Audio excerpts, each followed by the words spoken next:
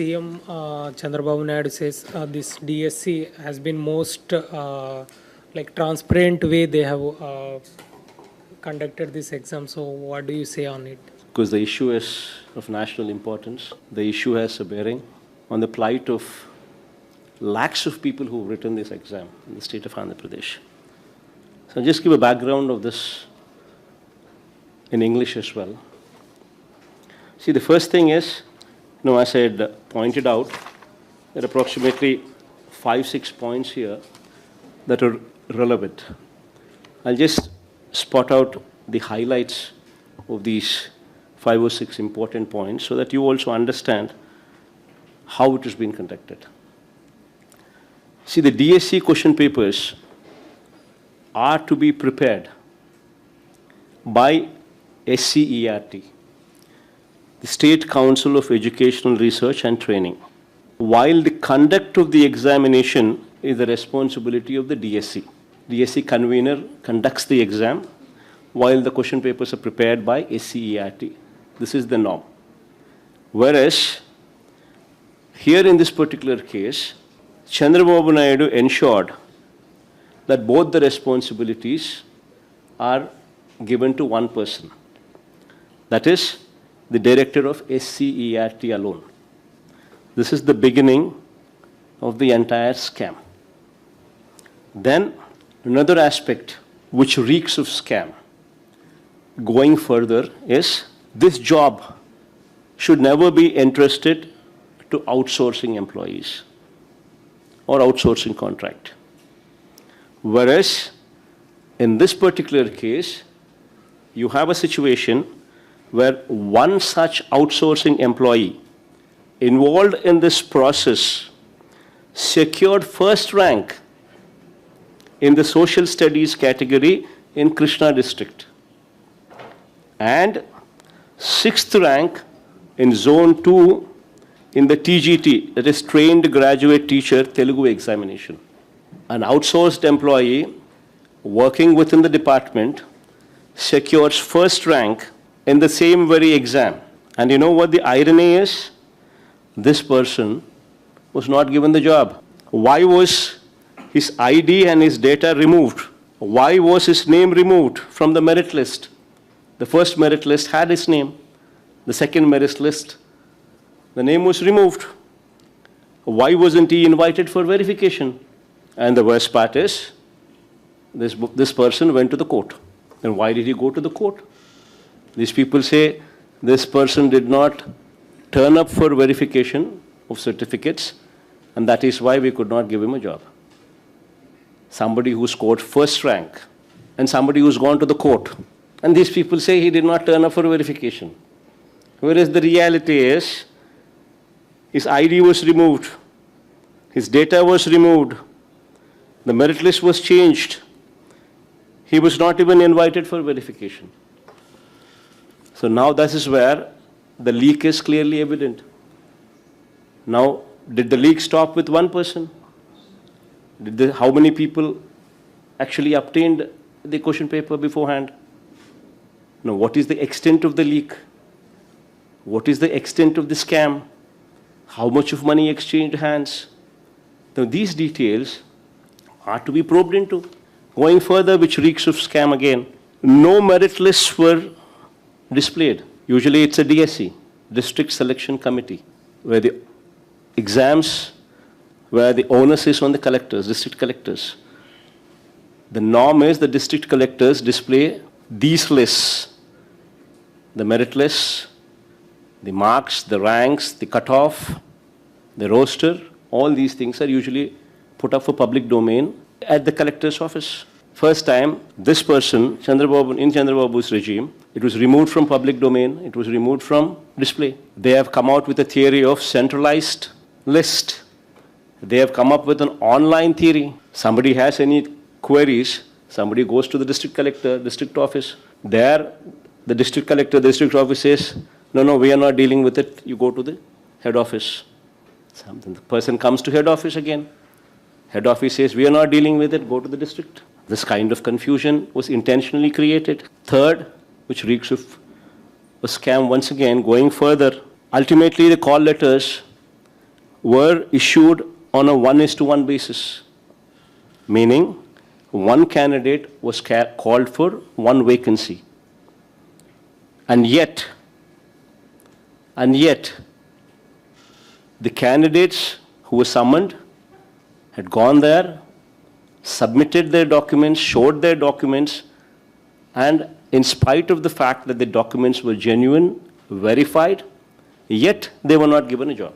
And their job was replaced by somebody else. Why did that happen?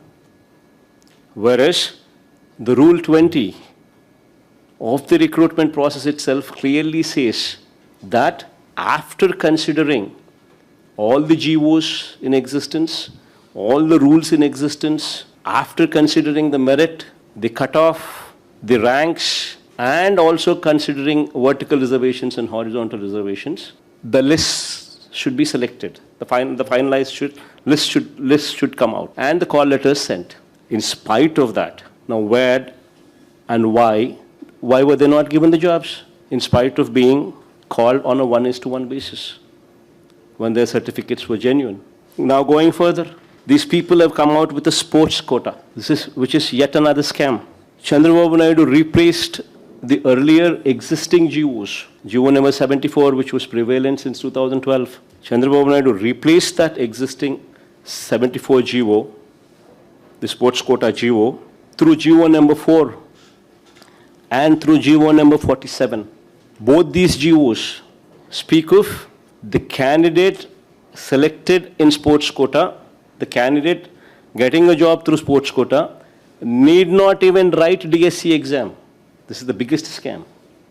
You're giving teacher posts.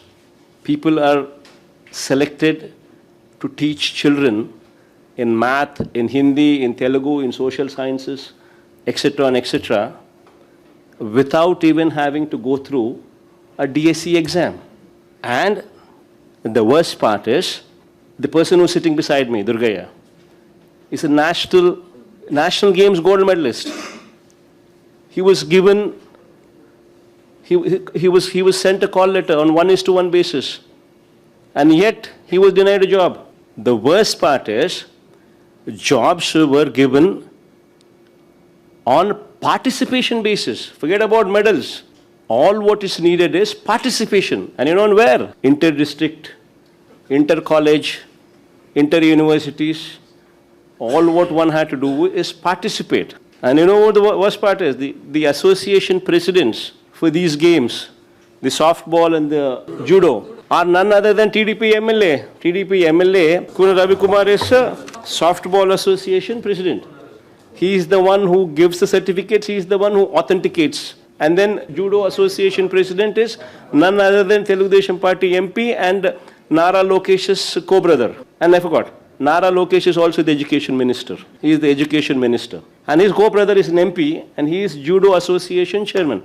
Now he only gives the certificate, he only authenticates certificates. And all what one needs to do is just participate. Forget about medals. Now what kind of a scam is this then?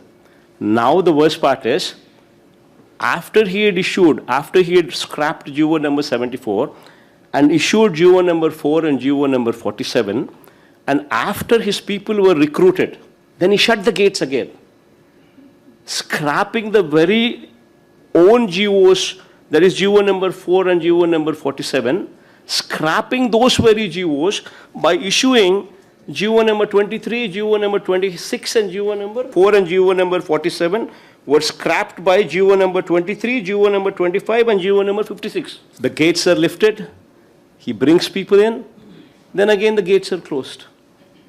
Now, what kind of a scam is this? In fact, there is also a videotape. There is also a videotape, literally people demanding money, 15 lakhs to 20 lakh rupees. Okay, fine, that's a different aspect where directly the Telugudesam Party MLA and Telugudesam Party MP themselves are issuing certificates and issuing the authentication and filling up the sports quota. Well, that's a separate issue, but you also have videos being circulated, which are where the police have filed an FIR. And the worst part is, what was the response of the police?